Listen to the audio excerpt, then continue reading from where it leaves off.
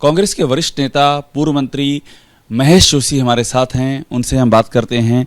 महेश जी, मुझे एक बात बताइए, ये जो नतीजा आया है, ये जो हार हुई है, आपको उम्मीद थी कि इस तरह का नतीजा आएगा?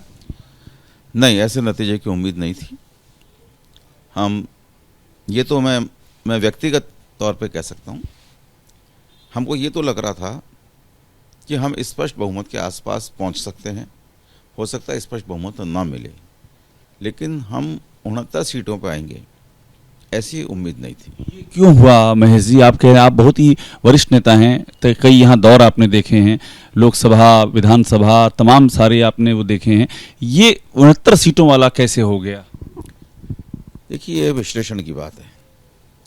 अभी जितनी बातें आ रही हैं वो फौरी तौर पे तात्कालिक प्रतिक्रिया मानता हूँ मैं उनको, चाहे कोई अखबार लिख रहा हो, चाहे कोई चैनल कह रहा हो, चाहे कोई व्यक्ति कह रहा हो। महेश जोशी को क्या लग रहा है? हम तो ये जानने आए हैं। मैं ये कह रहा हूँ कि अभी ये बहुत गंभीरता से विचार करने की बात है। मैंने आपसे कहा ना, फौरी तौर पे कल परिणाम आया और आज मैं उसका विश्लेषण दे दूं, तो विश्लेषण मेरे अपने तात्कालिक विचार तो हो सकते हैं। आपको ये लगता है कि ये जो हार है, चूंकि अशोक गहलोत जी ने ये कहा था कि 200 सीटों पर मैं ही लड़ रहा हूं, तो ये हार उनकी हार है? देखिए, जो फीडबैक था, फीडबैक ये था कि सरकार से एंटी इनकम्बेंसी नहीं है कहीं पे भी।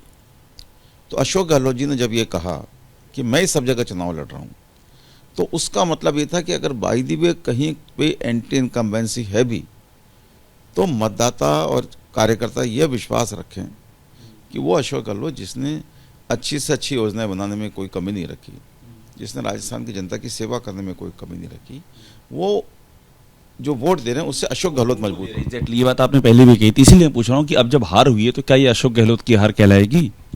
ये कह सकते हैं कि अशोक गहलोत जी की इस बात पे जो हमारे जो स्थानीय नेता जो हारे हैं, उनकी छवि कहीं ना कहीं ज़्यादा प्रभावशाली रही है। जनता में उनके प्रति अगर कोई गुस्सा था, नाराज़गी थी, या बदलाव का कोई एक, कई बार ऐसा होता है कि हाँ बहुत अच्छा काम कर रहे हैं फिर बदलना है, तो ये परिवर्तन की जो इच्छा होती है, ये परिवर्तन की इच्छा अशोक गहलोत जी के इस बयान के मुकाबले ज़्यादा प्रबल साबित होगी। परिवर्तन की इच्छा यानी कि जो स्थानीय जो आपके कैंडिडेट हैं उनके खिलाफ ये नाराजगी थी? उनके खिलाफ भी हो सकती है, कई बार कैंडिडेट के खिलाफ भी नहीं होती, कई बार मुख्यमंत्री के सरकार के खिलाफ भी नहीं होती, लेकिन फिर भी होता है कि नहीं यार, काम जयपुर में है, जितना काम जयपुर में हुआ शायद उतना काम सर मिर्जा इस्माइल जो कभी जयपुर के प्रधानमंत्री होते थे, जिनके नाम से MI रोड है, उनके बाद में अगर किसी व्यक्ति ने जयपुर के डेवलपमेंट के लिए काम किया तो अशोक गहलोत जी हैं।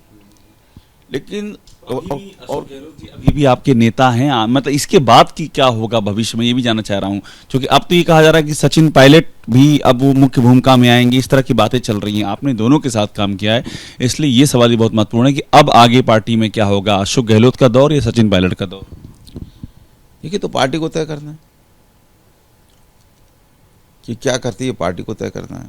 लेकिन मैं अशोक गहलोत जी के इस बयान को अप्रिशिएट करता हूँ, जो उन्होंने कहा कि भाई मैं किसी पद पर रहूं चाहे नहीं रहूं, मैं राजस्थान की जनता की सेवा करता रहूंगा। ये बयान बहुत इम्पोर्टेंट है और हर जो नेता हैं राजस्थान के, चाहे वो कांग्रेस के हों, बीजेपी के हों और किसी भी वर्ग के हों, उनके मन में यही भाव रहना चाहिए भाई पद जो है वो तो आनी जानी चीज़ें हैं, लेकिन हमारी जो सेवा का हमारा जो भाव है वो हमारा राजस्थान की जनता के प्रति वो कमिटमेंट बना रहना चाहिए। बता दीजिए कि मुख्यमंत्री गहलोत के OSD लोकेश शर्मा, उन्होंने बहुत सारी बातें कही हैं ABP न्यूज़ को इंटरव्यू में उन्होंने कहा कि मुख्यमंत्री चापलूसों से घिर गए। उन्होंने ये भी कहा कि मुख्यमंत्री जो है हठधर्मिता थी कि सिटिंग जिनके एंटी इनकम्बेंसी उनके खिलाफ उनको टिकट दे दिया। तमाम सारी बातें उन्होंने कही हैं। देखिए, कल मैंने भी उनका जो उन्होंने ट्विटर पे जो लिखा था या फेसबुक पे लिखा था वो मैंने पढ़ा। सच्चाई है, मुझे विश्वास नहीं हुआ। कोई भी व्यक्ति जो आज भी OSD बना हुआ है मुख्यमंत्री का, वो चुनाव परिणाम प्रतिकूल आने के तुरंत बाद में कैसे इस तरह की हरकतें कर सकता है? उनकी अगर कोई नाराजगी थी, 25 सितंबर के वो प्रायोजित बता रहे हैं, 25 सितंबर की घटना में मेरी भी भूमिका थी।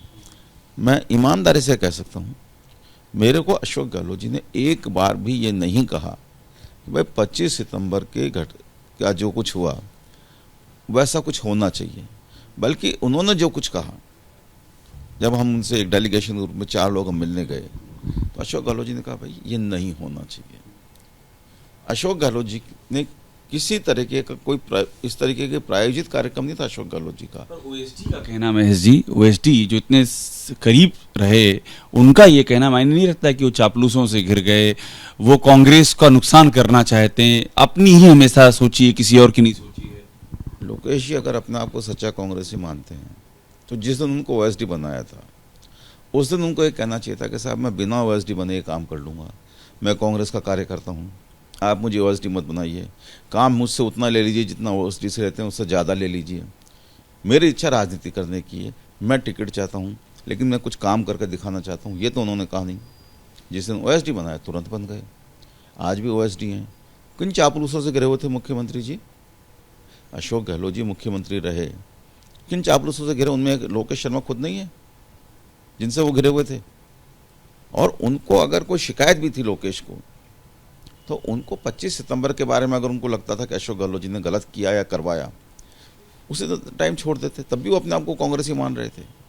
अगर उनको लगता है कि किसी तरीके से उन्होंने प्रशासनिक रूप से कोई गलत किया, अगर उनको लगता था कि चापलूसों से घिरे हुए हैं, जो बाकी सारे लोग चापलूस हैं, अकेले लोकेश शर्मा चापलूस नहीं था, उसी टाइम उनको बाहर आ जाना चाहिए था। वो आज तक भी बाहर नहीं आए हैं। दूसरों को चापलूस करना बहुत आसान है। मैं ये कहना चाहता हूँ लोकेश शर्मा को संयम रखना चाहिए, धैर्य रखना चाहिए।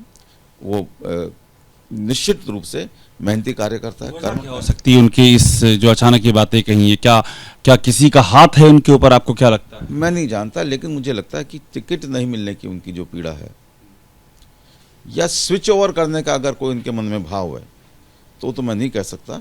बाकी किसी भी व्यक्ति को इतने जल्दी रंग नहीं बदलना चाहिए। इससे अशोक गहलोत का नुकसान नहीं होगा? ओएसडी इस तरह की बातें रख रहे हैं जो उनके साथ काम किए हैं, तो अशोक गहलोत की छवि पर ये क्या आंच नहीं आएगी इससे? कोशिश तो यही है शायद लोकेश जी की, लेकिन फिर भी मेरा ये मानना है अशोक गहलोत जी का जो पूरा जीवन है, कि मैं बहुत नज़दीक से उनके जीवन को मैंने देखा है। मैं 1974 से 73 से उनको जानता हूँ। जो कुछ है वो सामने है। उनके छिपा हुआ एजेंडा कुछ नहीं। सफलता असफलता जो है वो सब वक्त के साथ चलने वाली चीज़ें हैं, लेकिन उन्होंने कभी अपने आप को छिपाया नहीं। तो अशोक गहलोत जी के बारे में इतना कह सकता हूँ कि जो भाव लोकेश शर्मा ने व्यक्त किया है, मैं उससे सहमत नहीं। लोकेश शर्मा के मन में वाकई अगर ऐसा भाव था तो लोकेश शर्मा को पहले छोड़ के आना चाहिए था, छोड़ देना चाहिए था, तब सवाल उठाना चाहिए था। तो महेश जोशी हैं हमारे साथ और सीधी सी बात कह रहे हैं कि लोकेश शर्मा की टाइमिंग पर सवाल उठा रहे हैं और ये भी कह रहे हैं कि अभी भी ओएसडी हैं और इस तरह की बातें कर रहे हैं। और एक बड़ी बात ये भी कही है कि अगर ऐसा ही कहना था तो ओएसडी का पद लिए हुए बगैर क्यों नहीं वो काम कर सकते थे, और अशोक गहलोत में पूरी आस्था व्यक्त कर रहे हैं। कैमरा राजेश के साथ अभिषेक उपाध्याय, एबीपी न्यूज़, जयपुर।